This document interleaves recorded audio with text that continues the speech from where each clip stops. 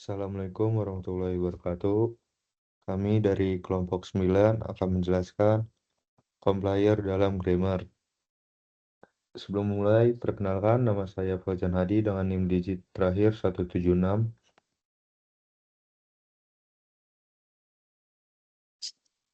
Saya Ferza Farlibo dengan NIM akhir 211. Saya Denny Faisal Fahmi dengan NIM akhir 136. Saya Gazal Gozali Chansa dengan NIM 183. Ya, materi yang pertama itu compiler. Compiler adalah proses penerjemahan dari bahasa pemrograman tinggi menjadi bahasa mesin yang dapat dieksekusi oleh komputer. Lalu proses ini dilakukan oleh program yang disebut compiler. Compiler atau kompilator adalah sebuah program yang membaca suatu program yang ditulis dalam suatu bahasa sumber dan menerjemahkannya ke dalam suatu bahasa sasaran. Dengan kata lain, kompilator merupakan proses menerjemahkan kode dalam bahasa pemrograman tinggi menjadi bahasa mesin yang dapat dieksekusi komputer.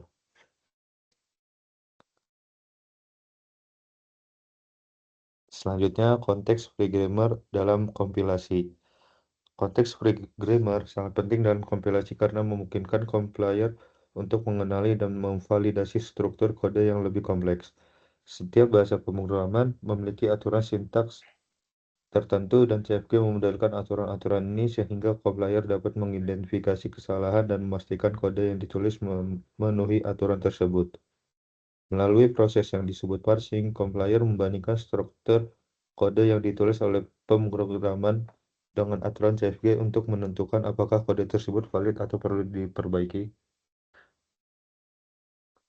Selanjutnya ada parser. Parser adalah komponen compiler yang menerima deretan token dari lexical analyzer, lalu memeriksanya apakah urutan token tersebut sesuai dengan grammar, bahasa pemrograman, sekaligus membangun struktur pohon sintaks dan melaporkan kesalahan sintaks. Langkah-langkahnya, yang pertama menerima token dari lexical analyzer, kedua mencocokkan dengan grammar, yang ketiga menyusun parse tree atau syntax tree, dan yang terakhir deteksi dan penanganan kesalahan sintaks. Selanjutnya, algoritma parser. Algoritma parsing adalah metode untuk menganalisis string berdasarkan tata bahasa bebas konteks atau CFG untuk menentukan apakah string tersebut sesuai dengan aturan tata bahasa tertentu. Parsing adalah langkah penting dalam kompilasi karena membantu compiler memverifikasi struktur sintaksis dari kode sumber. Contoh algoritma untuk menjalankan parser yaitu ada JK parser atau Kok-Keungr-Kasami, yaitu salah satu algoritma parser untuk grammar bebas konteks atau CFG yang bersifat umum dan sistematis. JK termasuk kategori bottom-up parser berbasis dynamic programming dan biasanya digolongkan sebagai table-driven parser. Yang kedua ada early parser. Early parser adalah jenis parser top-down berbasis chart atau dynamic programming yang juga dirancang untuk menangani semua grammar bebas konteks, tanpa harus mengubahnya terlebih dahulu ke CNF. Early parser membangun kumpulan state set untuk setiap posisi input, yang berisi informasi tentang aturan produksi mana yang sedang diproses, bagian mana yang sudah berhasil dicek, dan dari posisi input keberapa aturan tersebut dimulai. Selanjutnya ada assembler code. Assembler code adalah bentuk representasi rendah dari program yang dihasilkan pada tahap akhir proses kompilasi, di mana instruksi-instruksi program diterjemahkan ke dalam bahasa assembly sebelum akhirnya dikonversi menjadi mesin code. Dengan demikian, assembler code menjadi jembatan antara representasi antara atau intermediate code dan mesin code yang dapat dieksekusi CPU. Selanjutnya ada lexical analysis. Lexical analysis dalam kompilasi merupakan tahap awal yang disebut scanner. Tugasnya memecah kode sumber menjadi token-token kecil sebelum masuk ke tahap sintaks analisis. Tujuannya membuat kode lebih mudah diproses di tahap kompilasi berikutnya. Fungsi utama lexical analysis ini adalah yang satu, mengidentifikasi besaran bahasa, mengenali komponen dasar dari bahasa pemrograman yang digunakan seperti kata kunci, operator, dan identifier. Yang kedua ada mentransformasikan ke token-token, memecah kode sumber menjadi unit-unit kecil atau token yang lebih mudah diproses. Yang ketiga, menentukan jenis token, mengelompokkan token berdasarkan jenisnya, misalnya kata kunci, operator, atau identifier. Yang keempat, menangani kesalahan, mendeteksi dan melaporkan kesalahan dalam proses analisis leksikal. Selanjutnya, menangani tabel simbol, menyimpan informasi simbol atau seperti nama variabel untuk referensi di tahap kompilasi berikutnya. Selanjutnya, mengenali keyword, operator, identifier. Scanner dirancang untuk mendeteksi elemen-elemen dasar ini dalam kode. Yang terakhir, memisahkan karakter menjadi token logis. Membentuk token dari karakter yang memiliki makna logis bersama. Nah, selanjutnya contoh besaran leksikal. Itu dapat berupa kayak keyword atau nama kunci seperti if else, begin and, integer, float. Lalu ada konstanta, operator, delimiter, dan white space. Selanjutnya, sintaks analis. Setelah proses analisis leksikal, tahap berikutnya adalah analisis sintaks. Nah, tujuannya itu adalah untuk memastikan bahwa urutan token mengikuti aturan tata bahasa atau grammar dari bahasa pemrograman yang digunakan. Parser akan mengidentifikasi struktur dan hierarki dalam kode sumber berdasarkan definisi tata bahasa.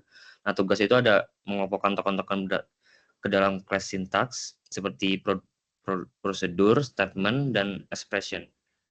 Terus yang kedua ada grammar dipakai oleh syntax analyzer untuk menentukan struktur dari program sumber. Yang ketiga ada proses pendeteksian disebut dengan parsing, maka syntax analyzer ini sering disebut dengan parser. Ada yang keempat ada pohon sintaks yang biasakan digunakan untuk semantic analyzer yang bertugas untuk menentukan maksud dari program sumber. Misalnya ada operator penjumlahan, maka semantic analyzer akan mengambil aksi apa yang harus dilakukan. Yang terakhir ada pendapat statement. Misal ada A plus B, C plus D akan menghasilkan bentuk sintaks, faktor, term, dan expression. Selanjutnya,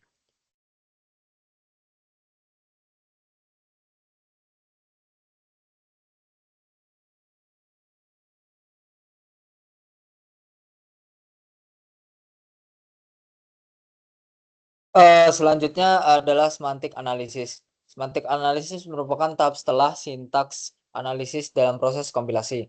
Pada tahap ini, compiler memeriksa makna atau meaning dari program untuk memastikan bahwa setiap konstruksi sintaks yang benar juga benar secara semantik. Dengan kata lain, semantic analysis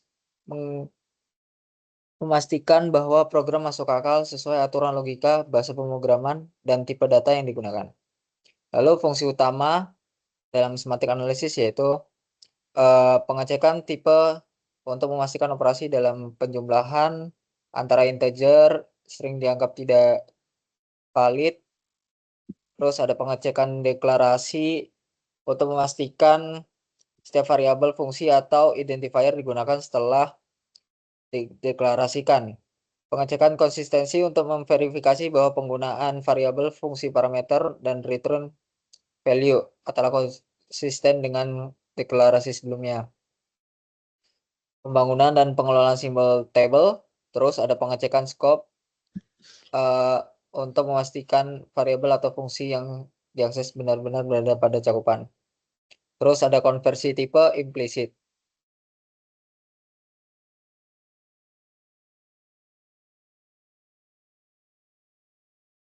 nah selanjutnya ada Terus contohnya.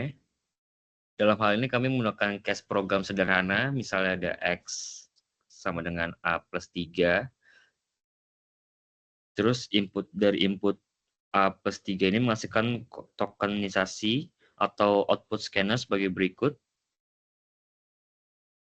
Nah, dengan token stream ini, ID action, ID plus, dan num semi. Selanjutnya, contohnya itu ada syntax analysis parsing. Dalam hal ini kami menggunakan grammar atau CFG. Berikutnya adalah S, STMT. STMT sama dengan ID action, expression semi, atau expression ID. ada ekspresi num, ada ekspresi plus ekspresi, dan juga menggunakan parsing dengan token id action, id plus 6 semi. Lalu parser menurunkan aturan sebagai berikut. Selanjutnya, sini ada contoh semantic analysis. Pada tahap ini kita dicek mengenai tipe checking A plus 3 jika A bertipe integer dan hasilnya ekspresi valid. Selanjutnya ada declaration check-in, variabel X harus sudah dideklarasikan dan variabel A juga harus ada dalam simbol table. Selanjutnya ada scope checking, jika keduanya berada dalam scope yang sama dan valid. Dan terakhir ada implicate conversion, tidak diperlukan karena keduanya operand bertipe integer dan pada tahap ini adalah valid.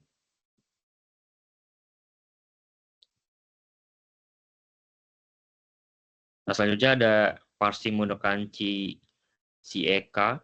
Grammar diubah dulu ke CNF. Jadi S sama ada STMT. Ada STMT itu ID action ekspresi. Action ekspresi sama dengan action ekspresi 2. Ekspresi 2. Ekspresi plus sama ekspresi. Plus ekspresi sama plus ekspresi.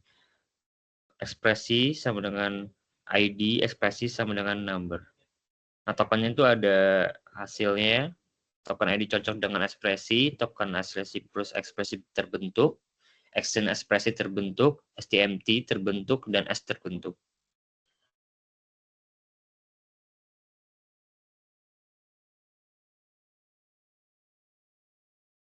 Terus ada contoh di sini yaitu parsing menggunakan early. State set ini akan berisi rule-rule yang mengikuti grammar secara top down. Pada akhir input state S menuju STMT from 0 dan berada di chart N. Lalu ada hasil intermediate code. Biasanya menjadi 3 address code. T1 sama dengan A plus 3 X sama dengan T1. Assembler code tergantung arsitektur CPU-nya. Contoh untuk x86 move AX A memuat nilai A.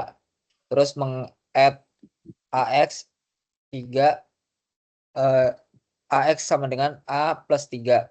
Lalu move X AX menyimpan hasil ke X. Terima kasih. Mohon maaf atas presentasi kami ketika ada salah kata.